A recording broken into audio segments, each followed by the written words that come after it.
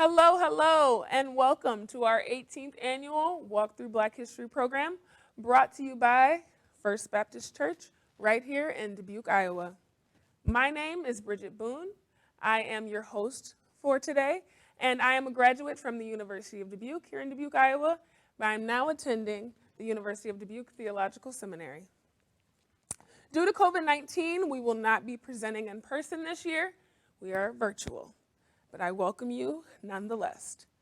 I will be presenting Hidden in Plain Sight, and next year we will be presenting live right here at First Baptist Church, February 26th, 2023. Today, we will be interviewing our star, Lindsay Lucille, and our writer-producer, Mrs. Peggy Jackson. They will give you a little preview of what is to come next year. This play will be about the topic of passing. And without further ado, I would like to introduce to you Miss Lindsay Lucille and Mrs. Peggy Jackson. Welcome, ladies. Good morning. Good morning. Wonderful to see you. Thank you so much for joining us today. Now we'll begin with you, Mrs. Peggy Jackson. Can you tell us a little about yourself and how you choose your topics? Well, you said the most important part about me. My name is Peggy Jackson, and I have been doing the Walk Through Black History with First Baptist for 18 years. I am a mother, and I am friends of you ladies. That's right. And I'd like to thank you ladies because you look marvelous today. Thank you. I always like an opportunity to dress up, and you ladies have always helped me out in that place. Yes, ma'am. I can remember all three of us being in the crowns together. Yes. And that just brings back memories when I see all these hats. And it's you really capture the image of who Belle Yes, she does. is. Thank you. And that's one of the reasons I chose you. Aw. Well, thank you. Good Morning America knew what they were doing when they put that on the must-read list, Yes, right? that's right. So the way I choose the person that I'm going to talk about each year, or even the topic, the way I do it is normally I have people come to me since they know I do Walk Through Black History every year. They'll come up to me and say, "Oh, I just saw this show and so and so. You need to do it on this, and you need to do it on that." So I have family, friends, and acquaintance. They provide topics for me. And this year, like Lindsay said, I just happened to be watching Good Morning America, and they were promoting the book, The Personal Librarian, and the author, Marie Bennett and Victoria Christopher Murray.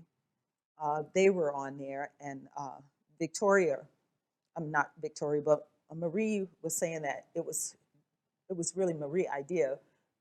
She wanted to write this book about Belle, who was the main character, and she said, I can't really do this without some help because I could only tell this story from my perspective.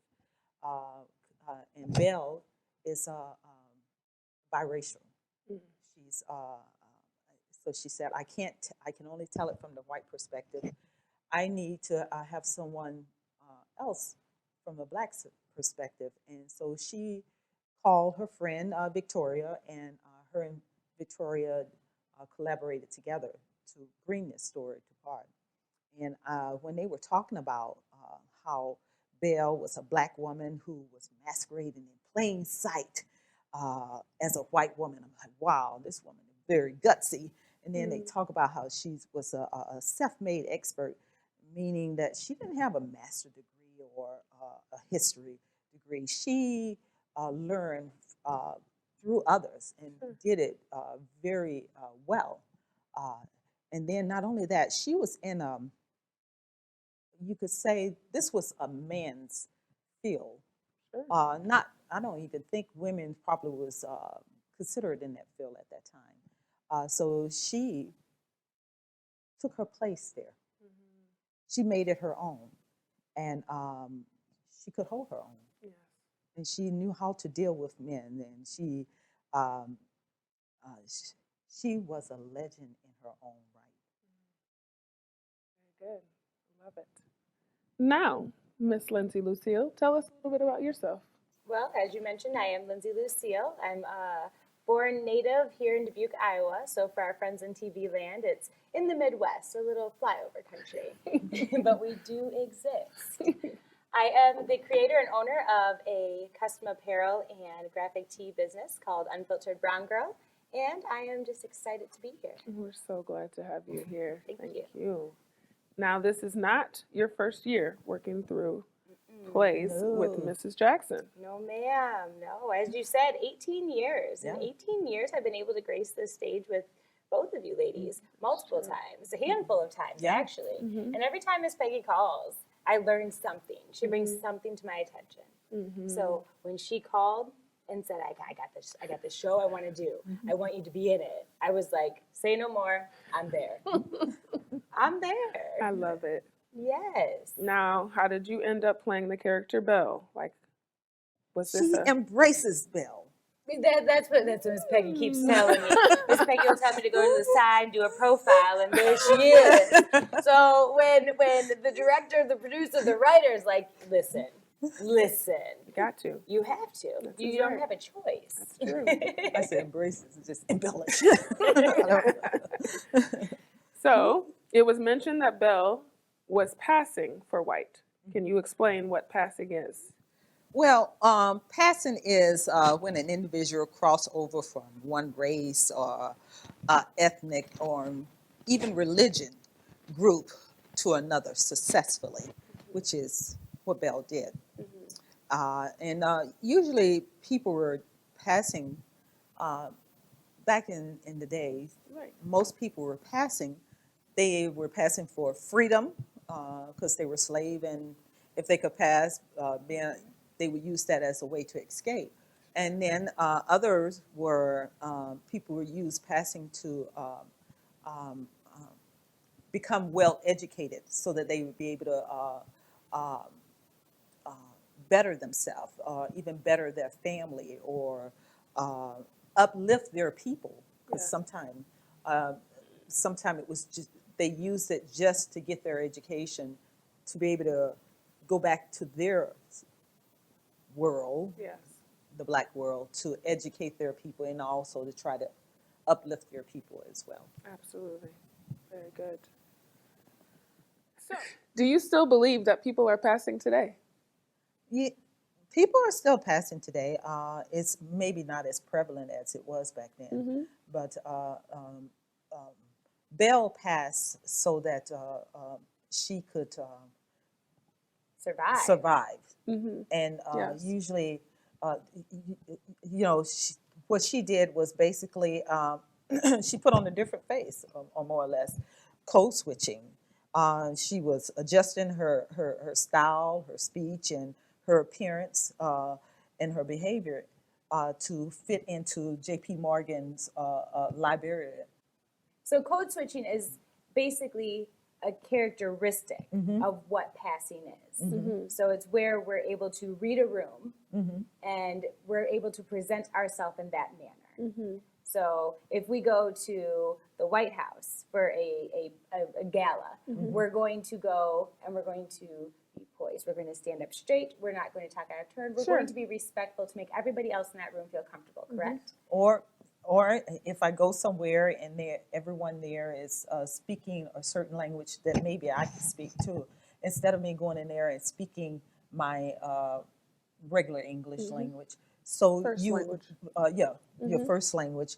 It's a way to be Accepted, right? in that environment by portraying attributes that make other people feel comfortable. Right. Absolutely. Now, this isn't necessarily a good or bad thing. No, No. absolutely not. It's not a negative, it's not a positive, it's just a thing. It's a thing that we have adapted over the years, and some of us have become successful at it, some of us have not. Absolutely. You know. Now, Lindsay, do you feel that you and Belle have any similarities between the two of you? Oh, goodness, yes. Even though I live in 2022 and she was back in the 1900s, we still are fighting to break those ceilings, Yes. to break that barrier that we have where we can't excel anymore. Yeah. And obviously, I'm not hiding in plain sight like Belle was, but I am creating opportunities for myself Absolutely. the same way she did, by reading the room, by figuring out how I can be successful playing this game of life. Yeah. Love it. Now, this question is for either of you. Do you think that society, when it comes to multiple races, has the habit of forcing you to choose one or the other? Or if it's three?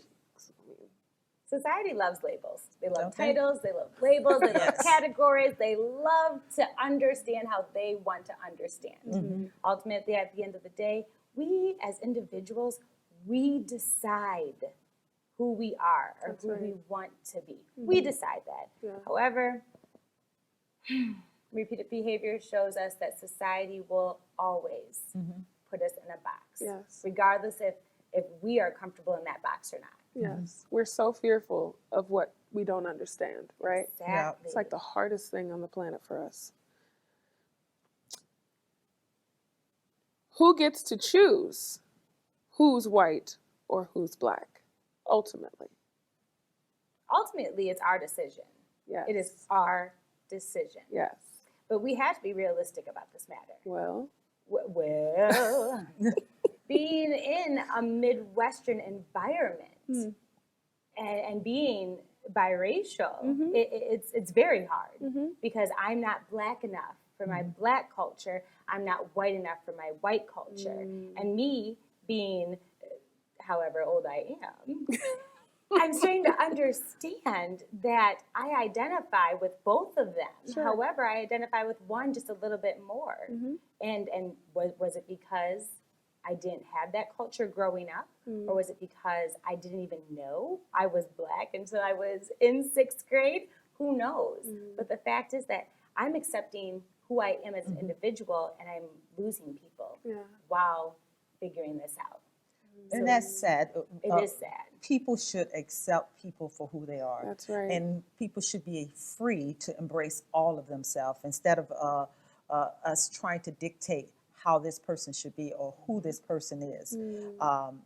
It's sad that I'm praying for that day that we would not get to the point that we're looking at people race, that we're looking at people for who they are. that's right. And who was it? Martin Luther King said it best. Not the how was it? Not by the color, color, yeah, color of your skin, but the content of your character. yeah. Yes. So why do you think white society is so threatened by the act or art of passing? That is beautiful. It is an art because ultimately you're painting this beautiful canvas. You're painting a canvas Yes. to allow yourself to be viewed by other people, and they're taking away what you're painting. I think that white society is intimidated by the fact that once an individual gets knowledge, they get power. And once they get that power, they're breaking those ceilings. They're moving on. Yes. They're no longer suppressed to that label that they were once identified as. Yeah. And when other people start to get that comprehension, they want to help their own. They want to help even outside of their own. They want to bring people up to the next level. Right. Yeah. And if you get too many people up to the next level, then the white hierarchy is going to be threatened because they're going to lose bits and pieces of theirs. Yeah, it undermines the whole entire basis of segregation and white supremacy, that blacks are lesser than white. And yeah. But see, the ultimate does. question at the end of the day is society upset with Belle at the fact that she was a successful black woman for her time, or are they upset with her that she was a successful black woman that passed as white? Those are the questions. Yes, absolutely. Do you believe Belle would have been as successful had the men around her known of her act of passing or the art of passing? No. I think for the 1900s, she could have been successful as a Black woman, whatever the success amount was then. But if they would have known, I think it would have been hindering her, because behind closed doors, they're going to use her to their advantage. They're going to make their money. They're going to love that exoticness. They might even take that control and overpower her to make her do things that she didn't want to do. But then as soon as you walk outside the door, you need to act a certain way because I know your secret. I'm not going to mess up my money, but I'm going to mess up yours if you mess up mine. So it's kind of like, did they want to know? Did they want to mess up what they had? Or did they just want to keep skating by? Yeah, very good. How do you feel on that, Mrs. Jackson? You start thinking about it, and I think of that. I say, well, first of all, if she is in the position, and for them to be a power, like say for instance, J.P. Morgan, if he had found that out, I'm quite sure that is not something he want to release. And as long as he could hide it To the public, right? Like, as long as it was not released to the public, and he could hide it and keep it from the public, he was going to keep that. But as Lindsay said, he would use that to his advantage. But as long as it was just knowledge of him knowing the knowledge, Sure. this was his money. She was his money making machine, and he's not gonna put a damper in that. Because ultimately, at the end of the day, society is not going to look at Belle. They're gonna look at him. Exactly. They're not going to look at her. They're going to be like, wow, okay, whatever. But then they're going to look at J.B. Morgan like, you allowed a Negro woman, because we're talking about the 1900s, Negro woman to build you all this success. You couldn't do that on your own. Yeah. You had a Negro woman do that. So the only way he would have changed that is if there was some kind of way that he could manipulate it around and make her look bad, Right. and then expose her. That's good. Yeah. Now, according to the book, Belle and her siblings and her mother, like her current family, immediate family, were all passing, right? How does her extended family feel? How do you believe her extended family felt? They probably felt left out. Left out? Do you think they felt left out? Because they were all so light. Yeah. So they could have created their own But opportunities. a lot of times, we're angry because they probably felt a little angry and left out because they have preconceived notion of how she should have handled things. So she should have been more like us.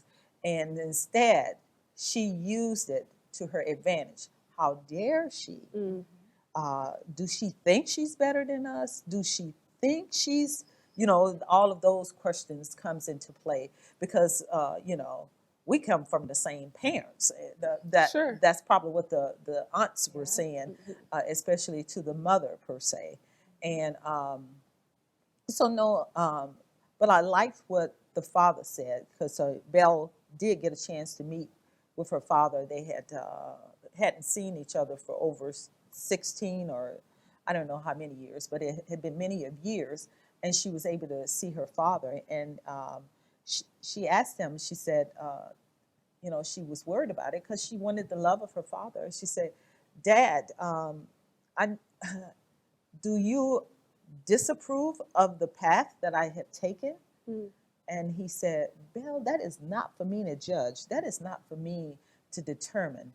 He said, you have to do what you have to do. He says, I blame society. Yes. It's a travesty that we as Black people cannot be accepted as humans as we are and treated on the equal basis that we should be. That's right. So I don't blame you. I blame society. You had to do what you do. You are true to yourself. You did what you had to do. And me trying to dictate to how you should have done, that's not up to me. That's up to you. So I like that he put her at ease and made her but one thing he told, he said, I am so proud of you. Mm. I am so proud of who you have become. Yes. He said, you are still Belle. And he said, though you can change your name, you cannot change your soul. So you are who you are. Mm-hmm. And to touch just a little bit Yes. on her father, he was a scholar. He understood that to get any type of progress or success or just any type of movement in social justice, you had to work with the white counterpart. Right. He understood that. He was a social activist, however, he couldn't be on the forefront. He had to study underneath white scholars, even though he was fighting for his own respect. So it's almost a beautiful thing to think about that him as a black man was doing this and trying to create these opportunities, and then his daughter actually took it upon herself to create these opportunities, and she very eloquently did it working with the white counterpart unbeknownst to them. That's true. Right. So true. Yes. Now, do you think someone else besides JP and maybe her close-knit family that was with her, or anybody else who was close to her, do you think anyone else knew that she was passing or her secret? Well, I don't know how true it is, but according to the way it was put in the book, they made it seem like J.P. Morgan's daughter, Anne, they sort of had a love-hate, well, not even a love-hate. They had seemed to like to have a hate relationship. You're hating on each other. But it seemed as if they, according to the story, Belle would ran into Anne, and Anne was talking, and this time when Anne and Belle was talking, they were not in a hating mood. Anne would tell Belle that she's sorry that she had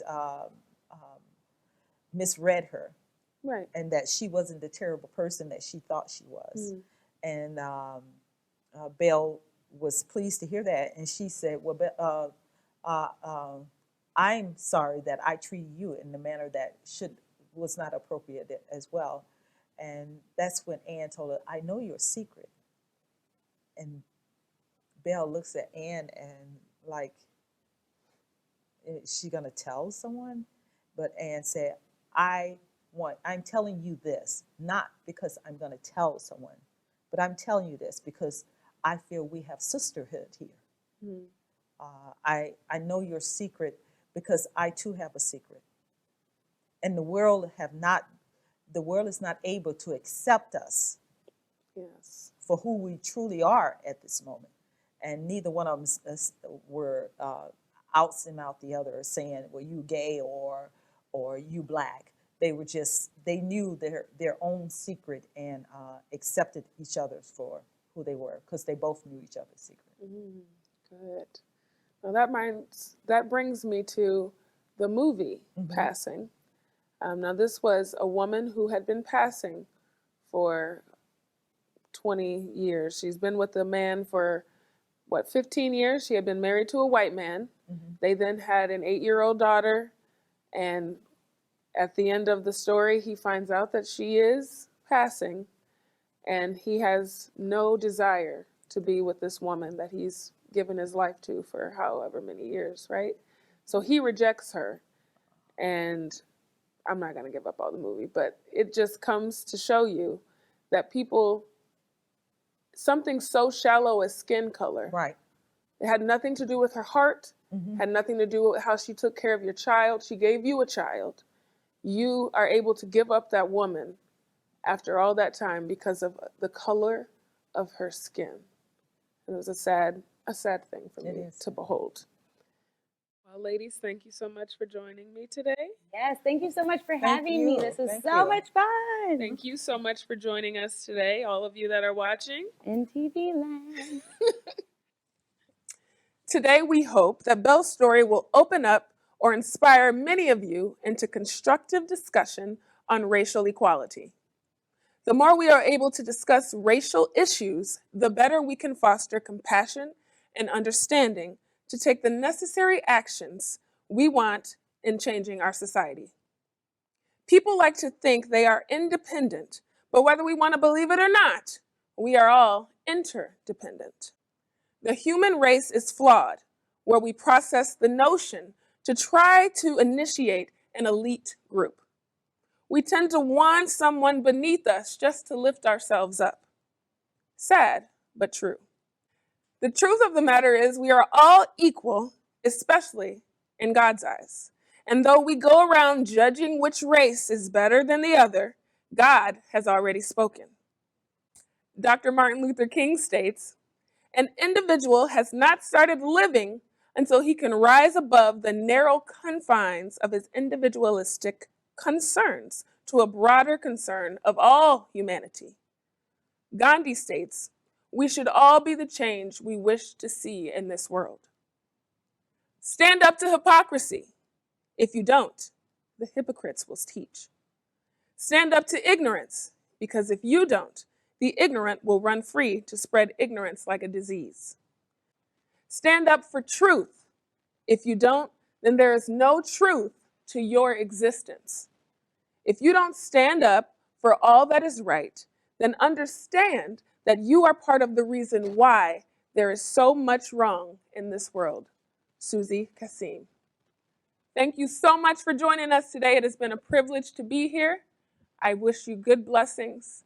Stay humble and be kind.